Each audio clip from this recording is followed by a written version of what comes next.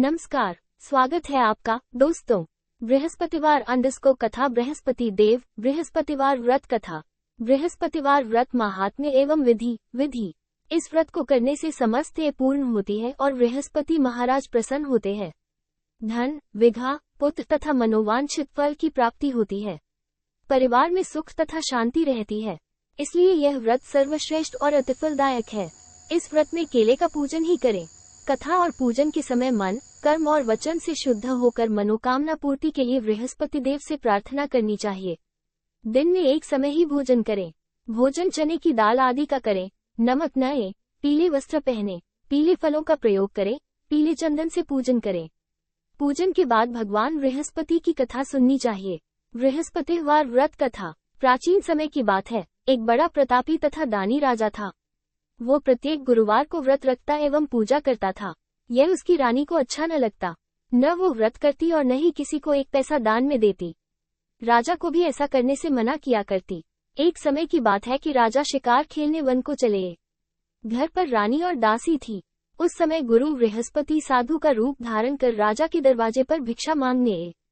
साधु ने रानी से भिक्षा मांगी तो वो कहने लगी, हे साधु महाराज, मैं इस दान और पुण्य से तंग आई हूँ। आप ही ऐसा उपाय है जिससे ये सारा धन नष्ट हो जाए और मैं आराम से रह सकूं।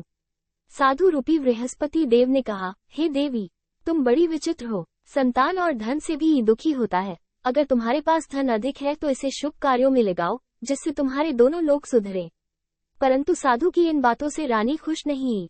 उसने कहा, मुझे ऐसे धन की आवश्यकता नहीं जिसे मैं दान दूं तथा जिसको संभालने में ही मेरा सारा समय नष्ट हो जाए।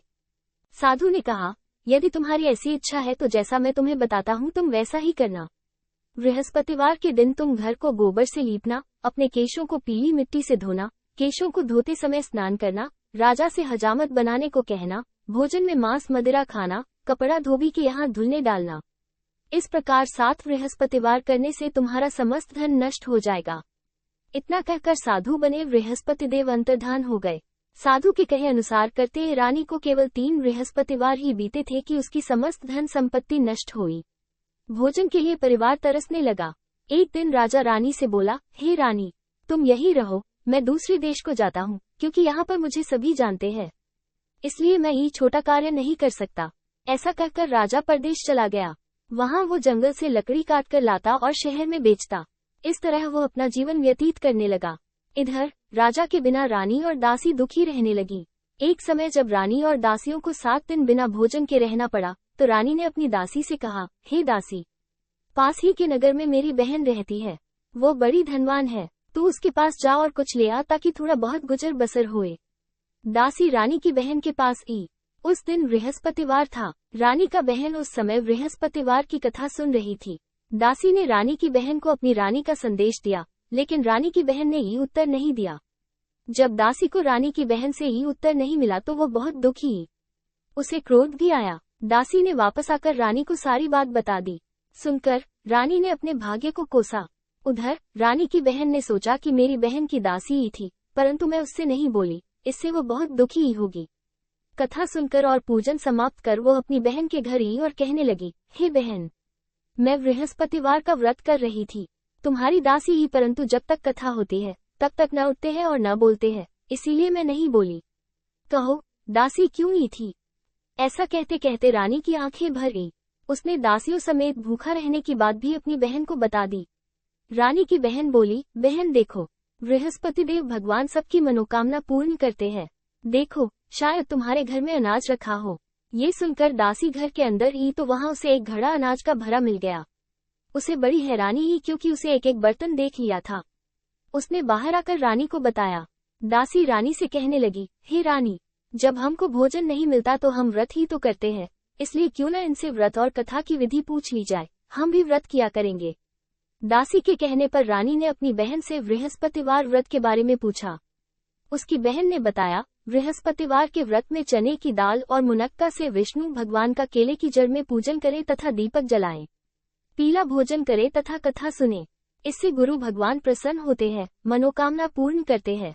व्रत और पूजन की विधि बताकर रानी की बहन अपने घर लौटी।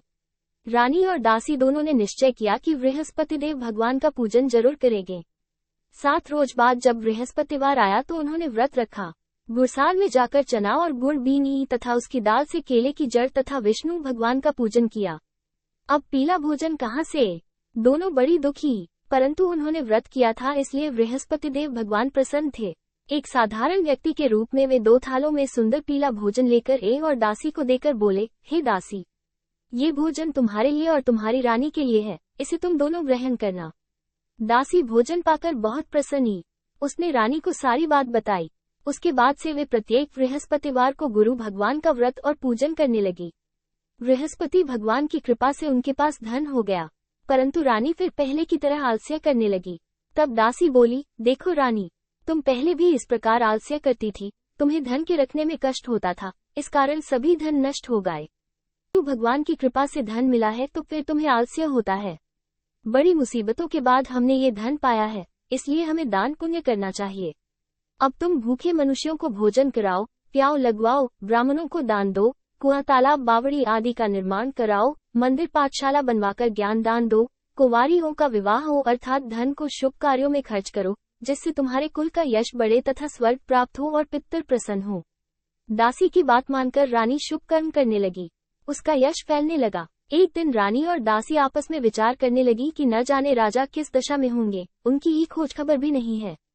उन्होंने श्रद्धापूर्वक गुरु बृहस्पति भगवान से प्रार्थना की कि राजा जहाँ कहीं भी हो, शीघ्र वापस आए।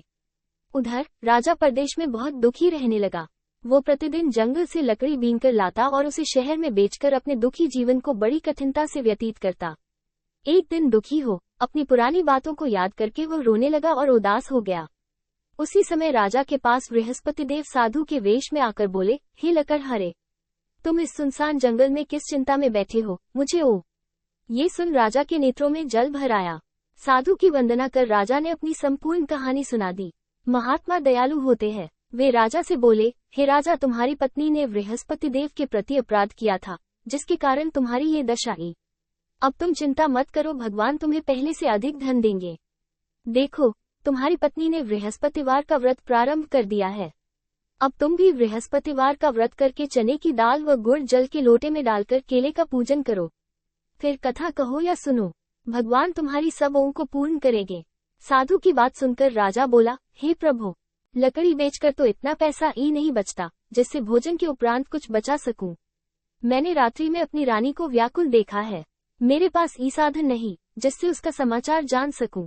फिर मैं कौन सी कहानी कहूं, ये भी मुझको मालूम नहीं है। साधु ने कहा, हे राजा, मन में बृहस्पति भगवान के पूजन व्रत का निश्चय करो, वे स्वयं तुम्हारे लिए ही राह बना देंगे। बृहस्पतिवार के दिन तुम रोजाना की तरह लकड़ियां लेकर शहर में जाना।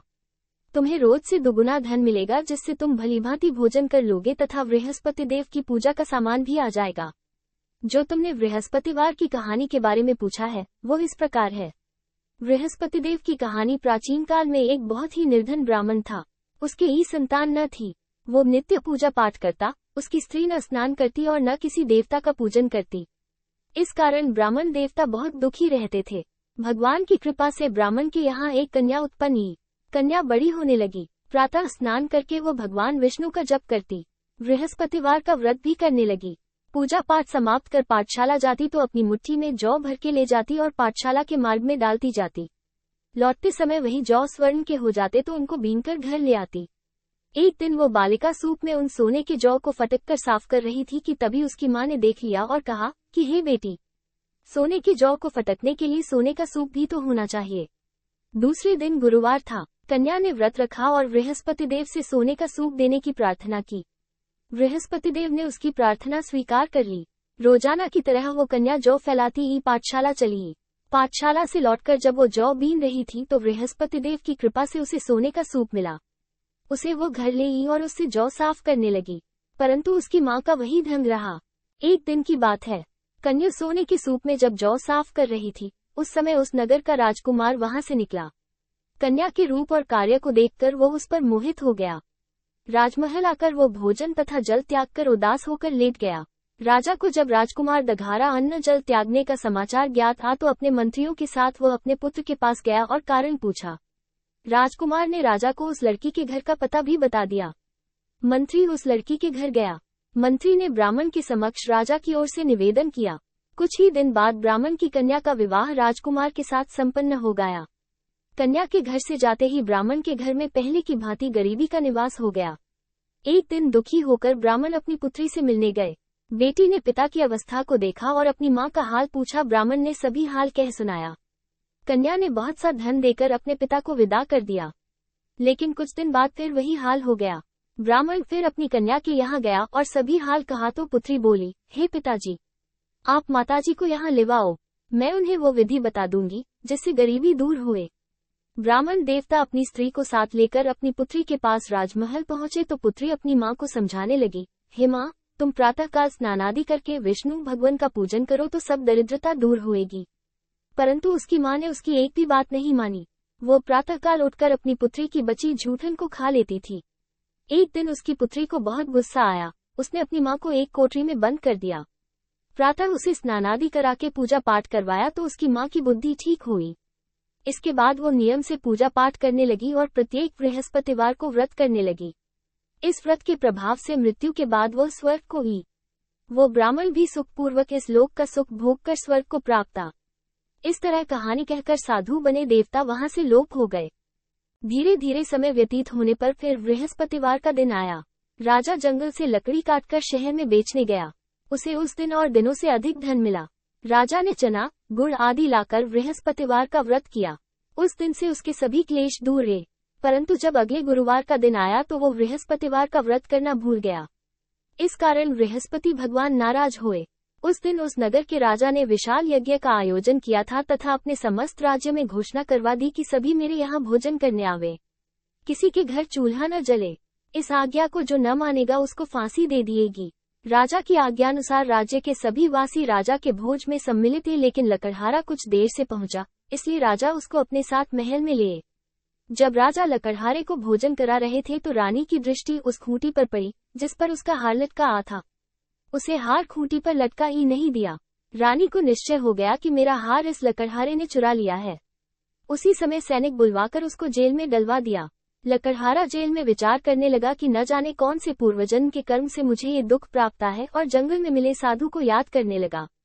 तत्काल बृहस्पतिदेव साधु के रूप में प्रकट हुए और कहने लगे, अरे मूर्ख, तूने बृहस्पति देवता की कथा नहीं की, उसी कारण तुझे ये दुख प्राप्त है।